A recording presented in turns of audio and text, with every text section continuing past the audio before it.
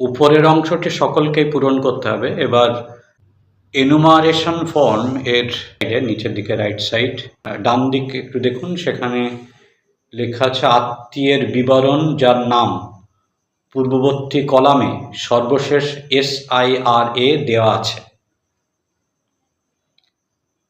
2002-এর তালিকায় যাদের নাম নেই কিন্তু যাদের আত্মীয়ের নাম আছে তারা এই অংশটি পূরণ করবে। যেমন 2002-এর তালিকায় আপনার বাবার নাম রয়েছে বা আপনার মায়ের নাম রয়েছে কিংবা আপনার গ্র্যান্ডফাদার বা গ্র্যান্ডমাদার তার নাম রয়েছে, তাহলে সেই নামটি দিতে হবে। এপিক নাম্বার, যদি এপিক নাম্বার থাকে তাহলে তার এপিক নাম্বার দেবেন। 2002 তালিকাটা দেখবেন, সেখানে যদি আত্মীয় হিসাবে মানে বাবা বা মা যার নামটা দিচ্ছেন, ঠিক আছে, তার এপিক নাম্বার যদি থাকে তাহলে দেবেন। পরবর্তী কলমে কি আছে? আত্মীয়ের নাম।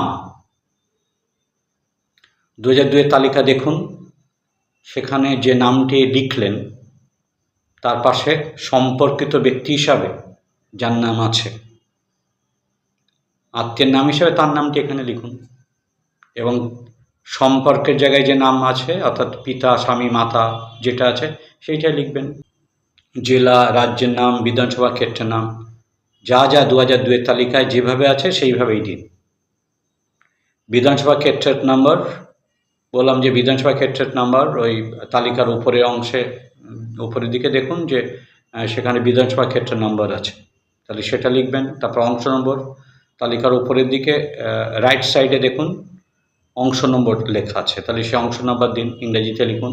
ক্রমিক সংখ্যা, সিরিয়াল নাম্বার, যে নামটি দিলেন, ধরুন আপনার বাবার নাম দিয়েছেন, তাহলে বাবার নাম যে সিরিয়াল নাম্বারে আছে, যে অংশ নম্বরে আছে, সেই ক্রমিক সংখ্যাটা দিতে হবে, ভুল যেন না হয়। বিধানসভা ক্ষেত্রের নম্বর, অংশ নম্বর, ক্রমিক সংখ্যা সব যেন ঠিকঠাক থাকে, ভুল না হয়, এটা খেয়াল রাখবে। এবার সবশেষে সই করতে হবে, স্বাক্ষর।